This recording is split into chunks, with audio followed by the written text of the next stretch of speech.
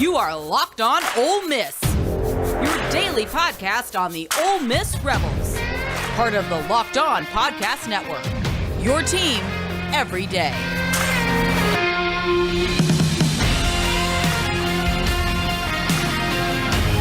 All right, welcome to the Locked On Ole Miss podcast, early signing day live streams. We're doing this at the top of the hour in the morning, so we hope you tune in as well.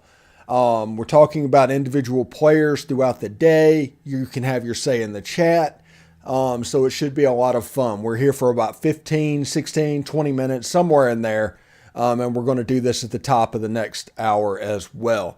So in the first hour, in the middle of the live stream, Suntarine Perkins committed, and we talked about that. And that reminds me of players that are playing in the national all-star games. You have Aiden Williams and Suntarine Perkins that are down in Orlando for the the Under Armour All-American game. You've got Braxton Myers that is in San Antonio for the All-America Bowl.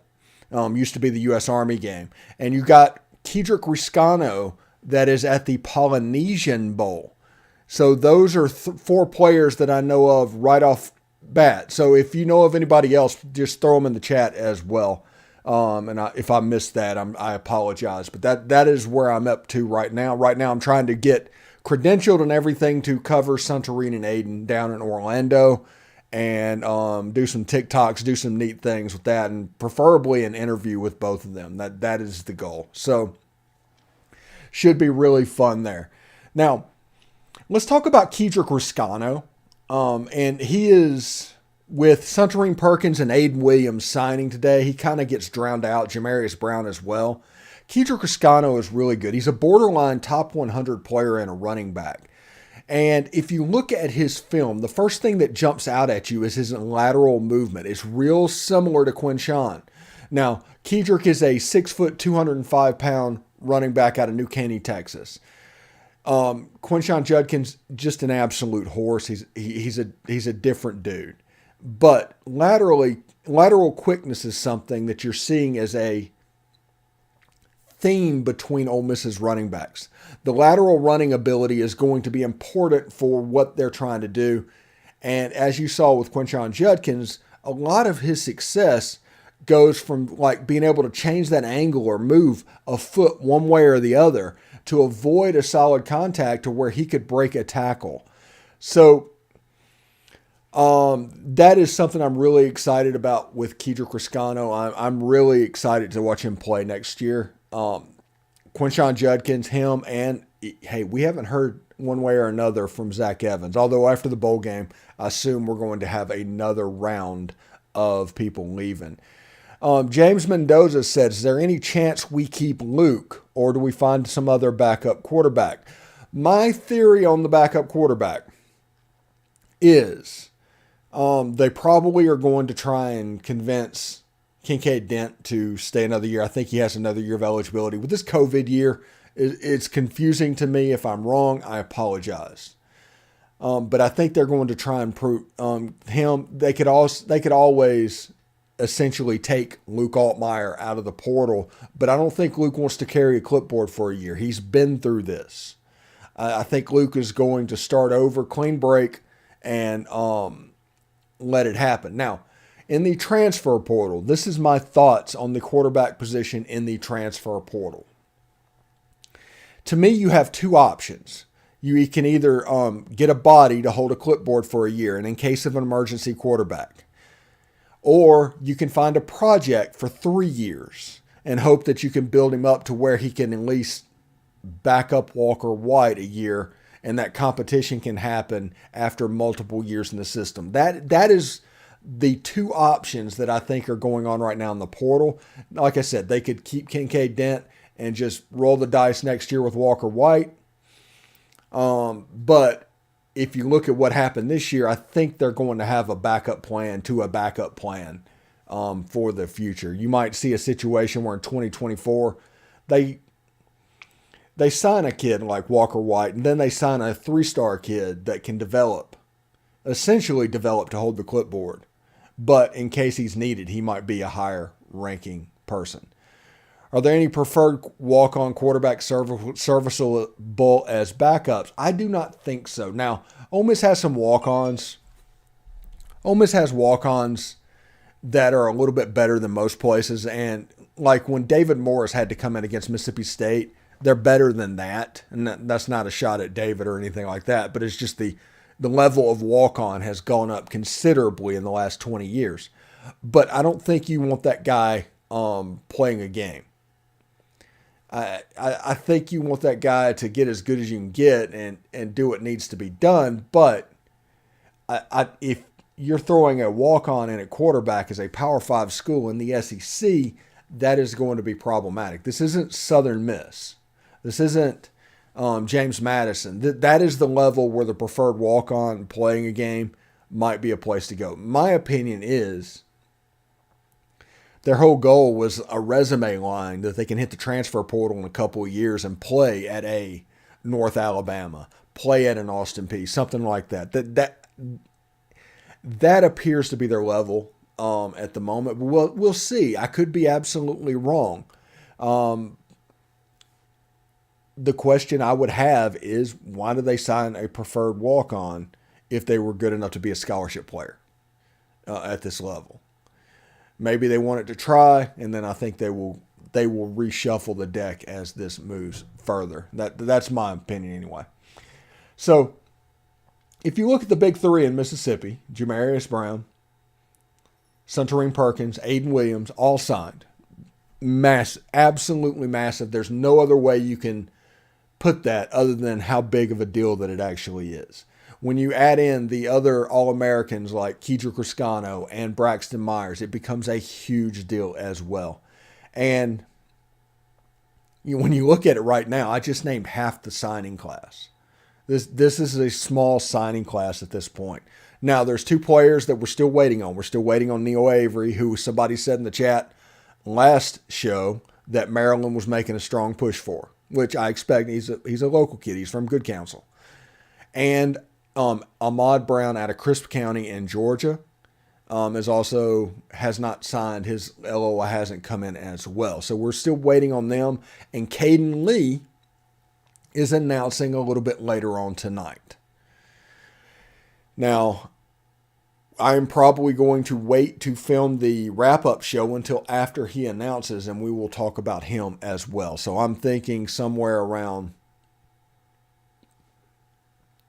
7:30 record time, maybe 8:30 or 9 o'clock, we will actually post the video.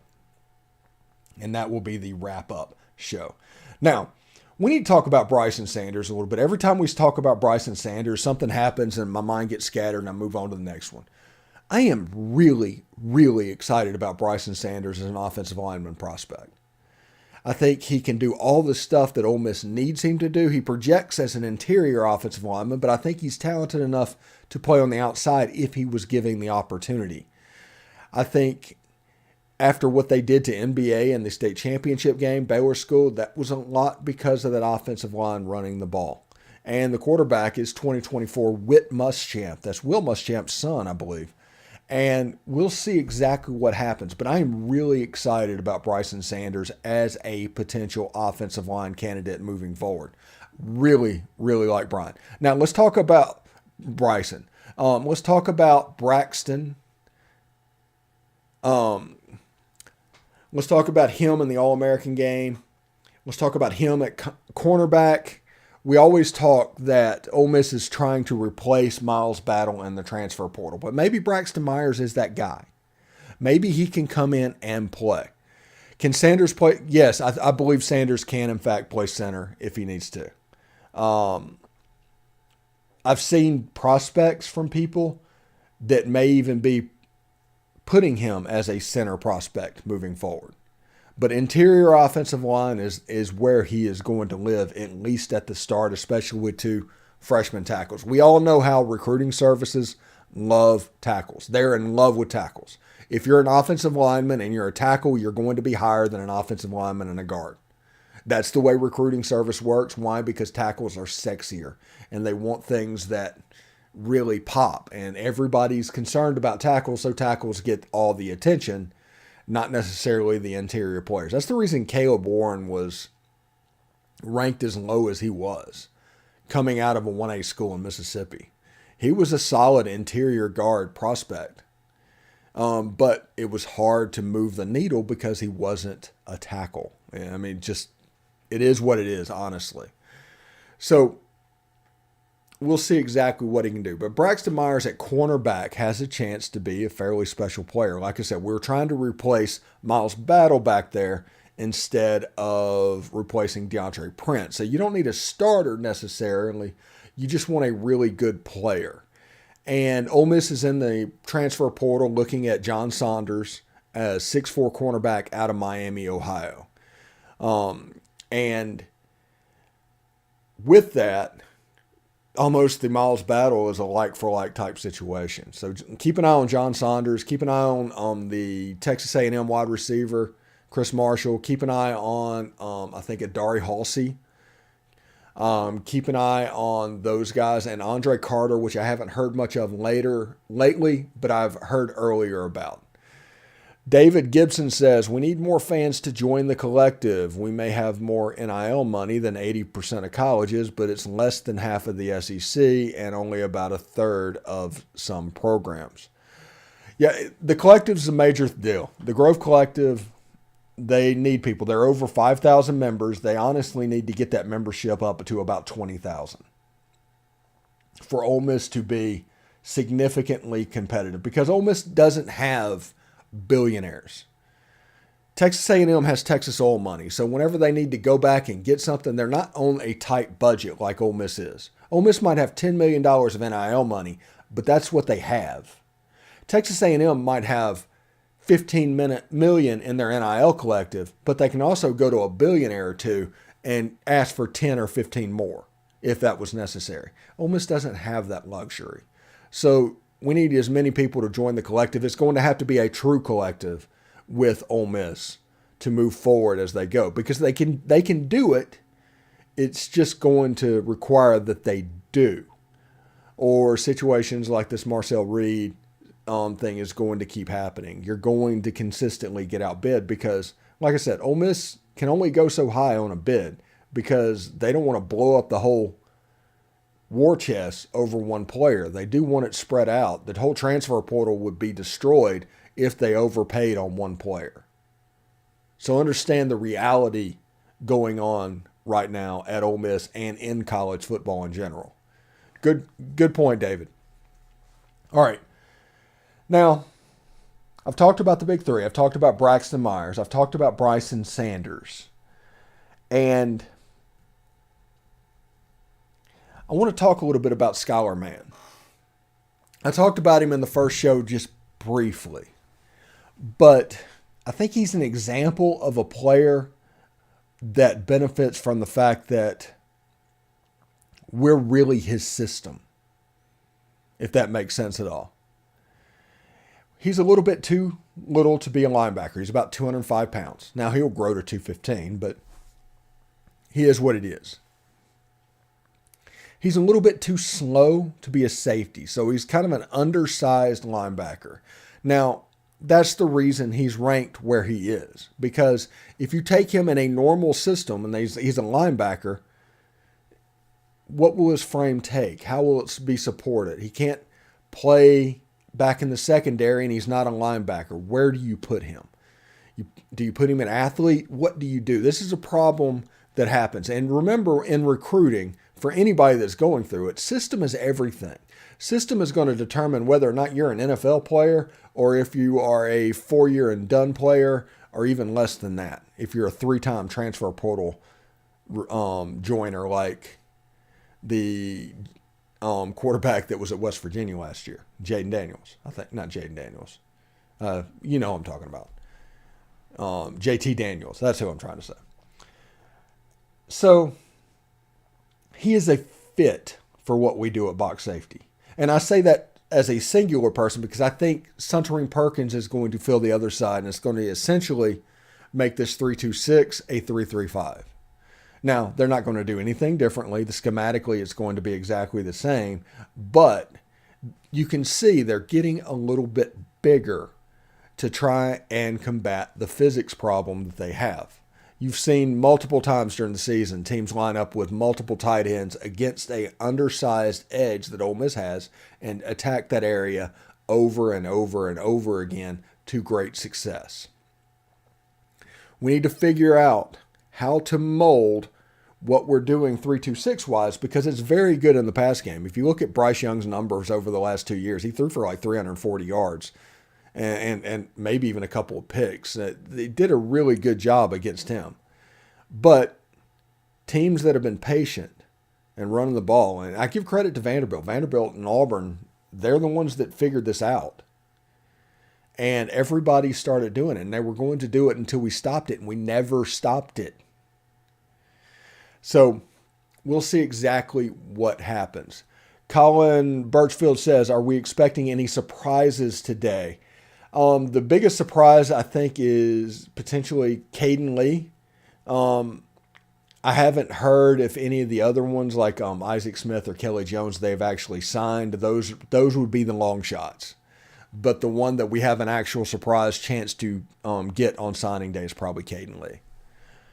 So we'll see exactly what happens to this Ole Miss defense moving forward. You can see they're recruiting the same type players. Recruiting hasn't changed over 3 years, so I don't expect anything schematically to change because they're recruiting players that fit that system. So what I think is going to change is they're going to try and find size-speed ratio guys to make that system a little bit more sturdy. I think that's what's going on right now. And I think they can. When you have a Joshua Harris in the transfer portal, I've seen him listed anywhere up to 350 pounds. That's a nose guard. That's a space eater.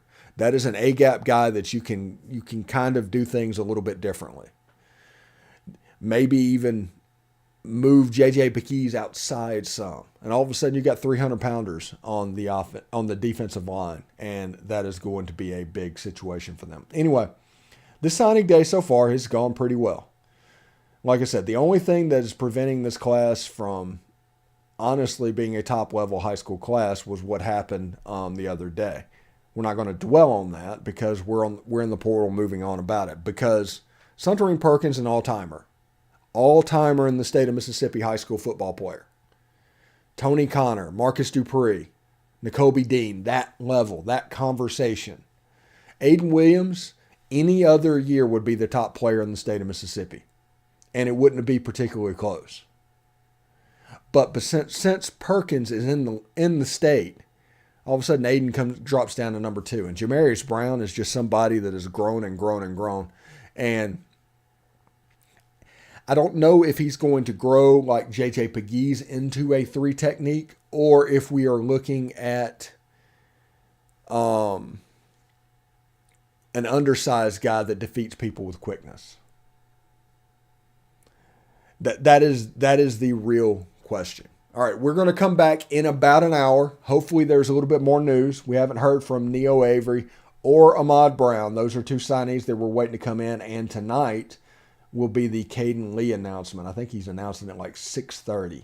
So that'll be after the live streams, but we're going to try and do our wrap-up show before then. James Thomas says, I'm happier about getting Perkins than I am about losing Reed. You should be, James. Suntarine Perkins is a generational prospect in the state of Mississippi. He does special things. Bradley Voll says, what about Chris Marshall? He changed some of his stuff to Ole Miss on Twitter. I saw that. I think Ole Miss is the prohibitive leader at this point. And if you just want to ask my opinion, after what happened with Marcel Reed, I think they're going to go all in to sign Chris Marshall. Just almost for optics. And Adari Halsey, who was a freshman All-American from New Mexico, could also come. How does Aiden Williams compare to Laquan Treadwell? Now, Euler Reb 48 asked that question. Honestly, not well. They're different type wide receivers. I would compare Aiden Williams almost to a Dante Moncrief more than a Laquan Treadwell. Treadwell had issues. He could catch the ball in tight windows, but he almost had to. He had separation problems. And that has plagued him in the NFL, even though he's been in the league for 10 years at this point. But Dante Moncrief could be a little bit more dynamic, but maybe having less of the catch radius than Laquan. I think Aiden Williams compares more closely to Dante Moncrief. And I don't think either one of them are A.J. Brown, because A.J. Brown was just a bully. So that is what I'm thinking is going on. I do think that Aiden Williams is ahead of Jonathan Mingo at the same time in the recruiting process and the development process. Del Rice says, I listen to you at work every morning. My first time catching you live. Appreciate it, Del. Thank you very much. David Holly says, please give a quick definition of box safety. Yes, absolutely. Box safety is basically a hybrid rule that was created to mimic what outside linebackers did in the 3-4 defense, but also could do some safety type stuff. So a box safety would be a safety that lives near the line of scrimmage. They would be box players. That's the reason we call them box safeties. But they would be undersized. They would be what we have, 195, 205 pounds going in there. Now, the problem that we have with our box safeties right now and what we do is teams have realized they can line up with two tight ends and attack that edge. And you can run at them with 250-pound blockers for 200-pound, essentially a tight end on a defensive back. So in my opinion, when I talk about physics problem, that is what I'm talking about, is trying to beef up that box safety, make them a little bit bigger, if that makes any sense, David. So, we've done 2 live streams this morning. We got one more coming. We're going to do one at the top of the hour at 11 as well. And then we're going to do our wrap-up show with Kara McCutcheon tonight. And we're going to talk about this class overall. Like I said, it was a good day. Today's been a good day. It's going to take me a little bit of time to get used to these small signing classes. And, we'll see we'll see what goes on with that. But yeah, just because this class is small does not mean it's bad. That's the important thing to know. Look at average stars of who signs, of the signing class, and kind of go from there. That is my advice to everybody. But this is going to be a relatively small class.